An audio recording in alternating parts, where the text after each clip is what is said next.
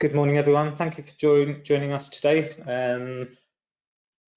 for our first part of the two-part balancing innovation with security webinars. We'll give it a couple of minutes, let some of the other attendees join, and we'll make a start. Thank you.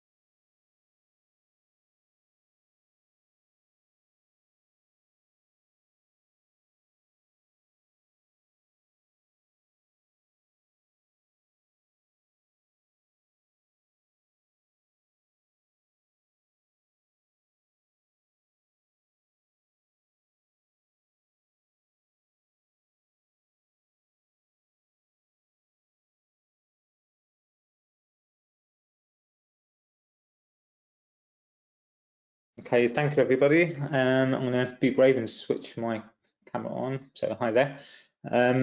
This is the first part of our two-part series of webinars around balancing innovation and security. I'm just going to find my screen again so I can share it. Okay, and with me, I'm Terry China. I'm the Solutions Director for Workspace at XMA, and I'm joined today by by Milda Petratite from Bridewell. Hi, Milda.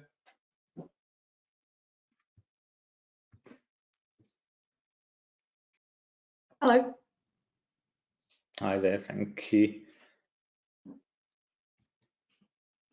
So to give you an overview of today's webinar, I won't read it all out, but to give you a high-level overview, we're going to kind of talk about what XMA's workspace solutions are, just a high-level overview.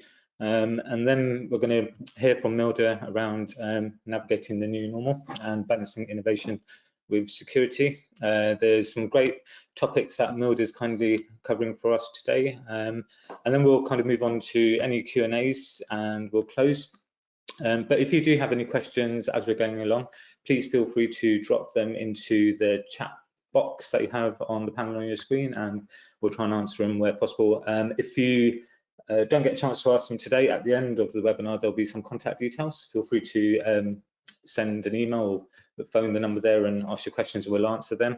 And also you have your account managers as well, so feel free to reach out to them and we'll get back to you that way. So I'm going to turn my camera off for now, so I'm not distracting anybody. So I'll move over to the first part of the agenda. So to give you an idea of what we do at XMA, really, putting it simply, is our job is really to help customers simplify the complexity with end user computing. And we're probably the only reseller in the UK and probably Europe that focuses on the three major OS platforms, so Apple, Google, and Microsoft. And we also have strategic relationships with a range of vendors and partners such as Bridewell and many others. And kind of the way we do it when it comes to a digital workspace is we focus on 4 key areas. So the first part we focus on is deployment management. So that might be transforming your legacy management, whether that's SCCM, moving that from SCCM to autopilot. It might be other type of management that you want for your Android devices, for example. So we can support you with Android Zero Touch. We can also support you with Samsung Knox Mobile Enrollment. And also, as an Apple partner, we can support you with Apple Business and Apple School Manager as well. The other elements that we kind of cover there are around EUC infrastructure management, and we also help containerize legacy applications. We then move over to the second part, which is around security and control. So that's everything to do with user, data, endpoint, security, and risk management. So we could support you with the whole kind of wrap there. Once we've kind of done that, we then move over to the productivity and collaboration. So that's virtual apps, SaaS apps, mobile apps, custom apps.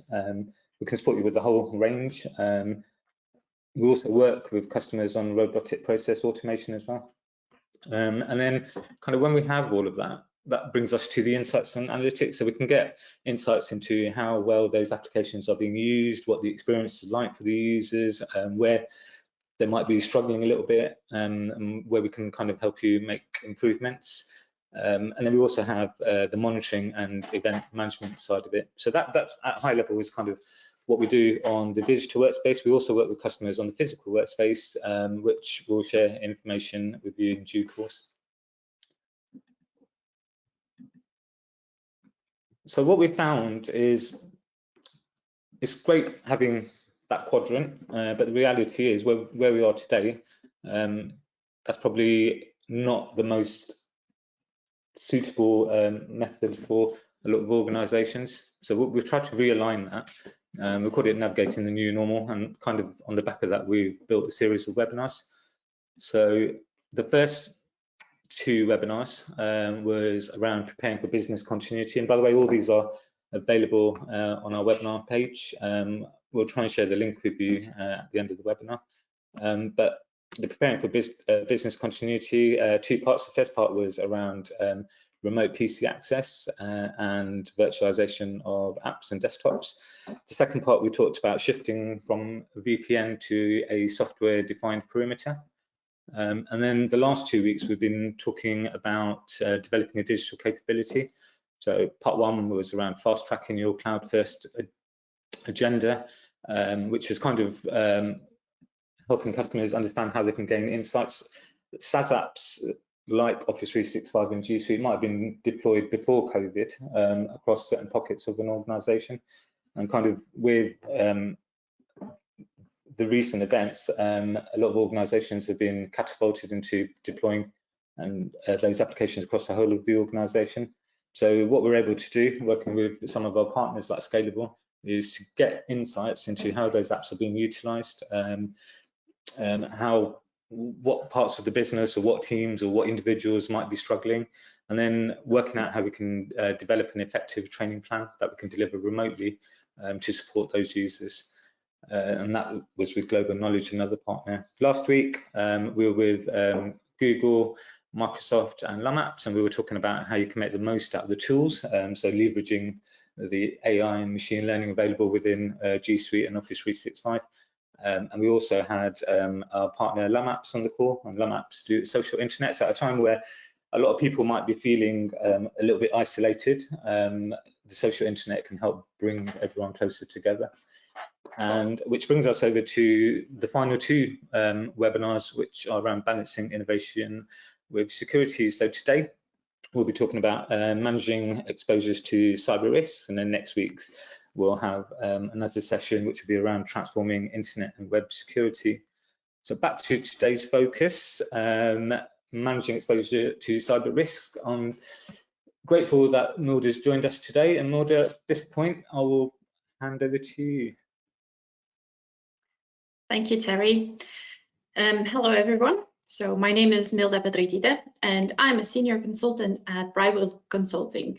I've been working mainly with governance, risk and compliance aspect of security, and maybe most notable and most relevant to this session is my experience as an ISO 27001 lead auditor, where I've been working on certifying and implementing ISO programs for organizations.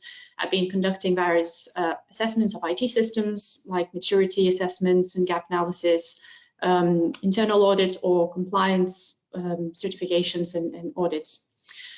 So that's shortly about my experience and my knowledge. And moving into the presentation itself, Terry, maybe next slide. I would like to tell you about how the current situation has impacted many changes in organizations, and in turn, how it has impacted their security. And then obviously, what can we do about it? There has always been external and internal factors that drive organizational changes, but the current situation is unprecedented, as it has affected more businesses than any legislation or challenging competitors. There always have been changes in, let's say, competition or legislation that drives changes for organizations. But I suppose this change might be even more painful for organizations that are used to traditional ways of working and lifestyle, where the speed of changes was maybe slow and potentially they were predictable, maybe because competition is not that big, or potentially legislation doesn't change that often, and maybe client requirements remain the same, and other variety of aspects. So for these organizations, it is difficult, where, let's say, cloud and mobile technologies have been adopted very slowly, and maybe this adoption didn't even happen before. So to be able to survive and to continue the business, these organizations have to implement new solutions now because of the pandemic and this remote working. They just have to move to, let's say, cloud and mobile technologies to be able to continue their business operations. And this became a new norm. And in addition, also, people are now working from their homes, so there's no such protection like office space and physical areas that could potentially help to reduce any kind of impact. And we can see that the line between the work and life balance and personal space is blurring in this situation. People also make more individual decisions, so users are given more responsibility, and thinking about your security team, it is again more dispersed if it was previously more centralized. So it is in terms of physical security, logical security, and the team itself might be also dispersed. So if you think about it, getting the processes and everything together is really important.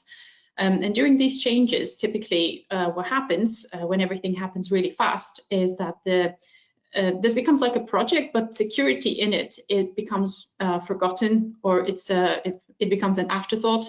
And at the same time, when continuing the business, implementing the business continuity aspects, security is also becoming a little bit of like an afterthought. So if we go to the next slide, Terry, please. I would like to tell you about the kind of aspects, or maybe key areas to think about that could help to navigate this new norm. But this is more like a list of where things could go wrong when employees do their daily jobs. And I would like to maybe emphasize that it is not the definite list, or let's say the only things that are important in thinking about security. Is more like key areas that, if we think about it, getting them right would be really important. So essentially, there are kind of three broad categories. I would divide these aspects that you can see on the slide. And they would be technical solutions or implementations, where you can see endpoint protection and access control authentication. So I would say this is essential cyber hygiene, which is very much emphasized during this pandemic about hygiene and how much that is important. Cyber hygiene is no less important, and getting these fundamentals right will have your main and basis covered, and essentially that helps to protect people from themselves, and it helps to stop anything wrong happening where potentially employees might make a mistake and might not think things through.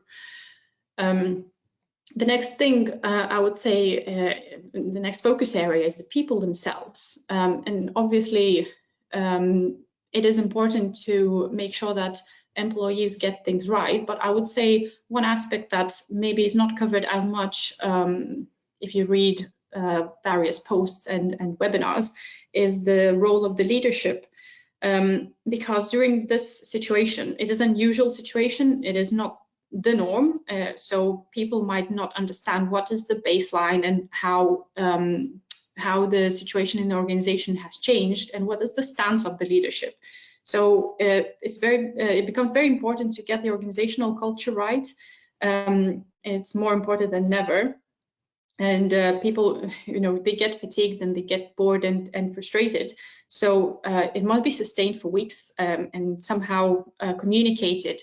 Especially important for leadership to communicate what is normal, what is right.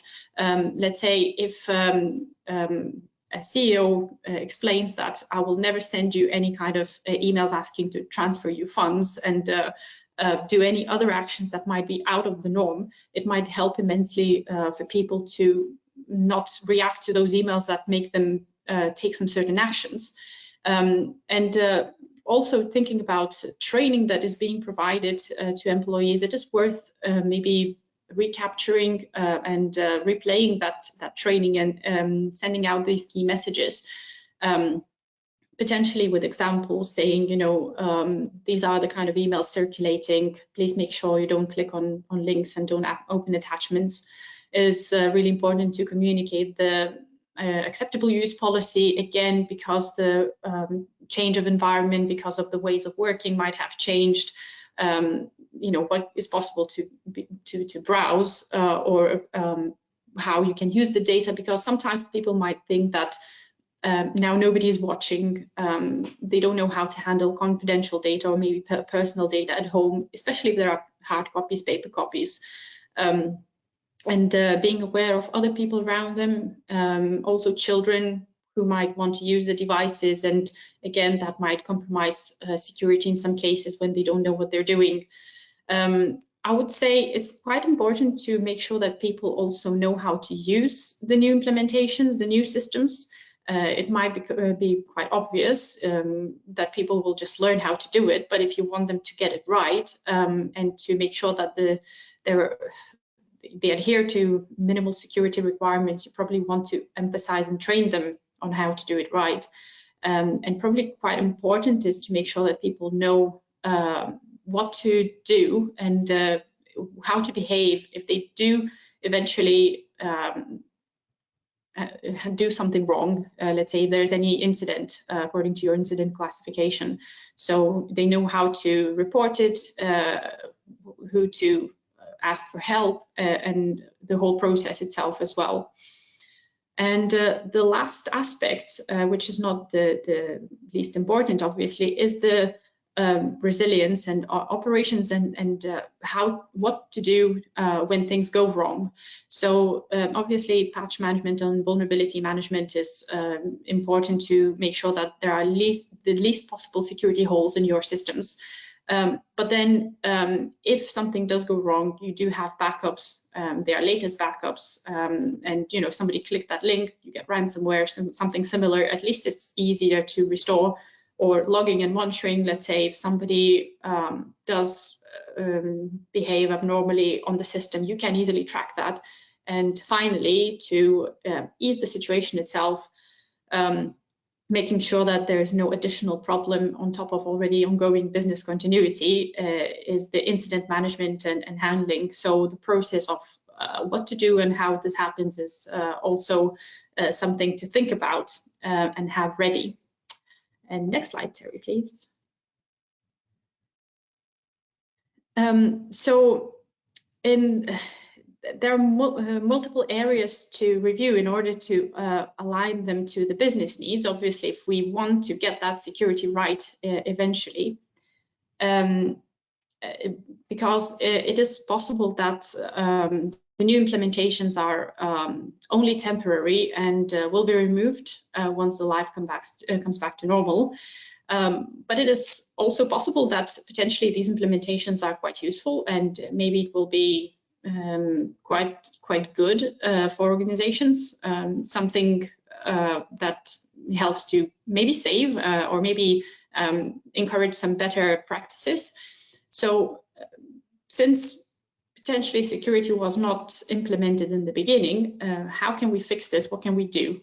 And And a typical suggestion is to perform an audit, do an assessment. Probably is the most common answer you will get from everyone. That would assess the current state and current situation of information security across the organization and these new implementations as well. Typically, that will compare that against industry recognized framework, maybe ISO 27001, maybe NIST or NCSC frameworks. However, at Brightwell, we understand that these frameworks are quite complex. They are really in depth. It can even easily overwhelm an organization which potentially is only starting their cybersecurity program or just want to know what is wrong, let's say what to fix. So for these organizations, we have developed a slimmed down but focused program. And this program allows them to identify and understand their information security strengths and weaknesses. This program is compared against where we would expect the organization to be based on various aspects and factors, such as, let's say, industry sector, size, data processed, maybe operation locations, or even client base. So to avoid reinventing the wheel, the service program draws on ISO 27001, Cyber Essentials, GDPR requirements, and by default, we have divided the service into 3 main focus areas to kind of help and split it a little bit. So it has the technical focus, it has the governance, risk and compliance focus, and the privacy focus. And obviously you can see the aspects of them on the slides. I'm not going to read them separately. But obviously there is a significant overlap between these areas, and this is reflected in the program delivery.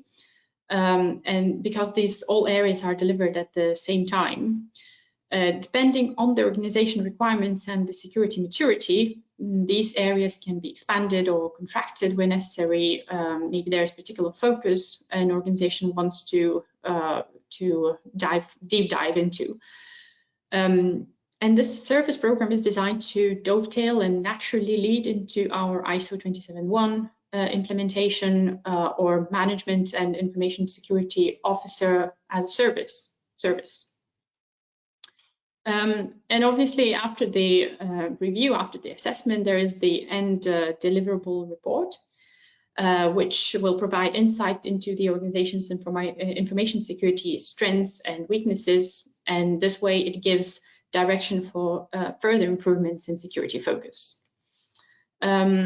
So I'd say the important aspect here is where rush changes have been implemented. To ensure that the business can continue, it is necessary to look back and assess these implementations, especially where improvements are needed for good security posture. So that will be all from me today, and thank you for the attention. And if you go to the last slide, Terry, you can see my details here. Obviously, if you have any questions, you can contact either me or Terry. Thank you. Thank you, Milda. Thank you, really insightful. So massive thank you to you there. So that kind of brings us to the questions part. We have a couple of questions from customers that we are engaged with. And most of the attendees on the call are existing customers. So what we'll do is, with some of the questions that have come through, the 2 or 3 that are with us, we'll come back to you individually straight after this call. Any other questions that you have before we wrap up, feel free to drop them into the chat box. I'm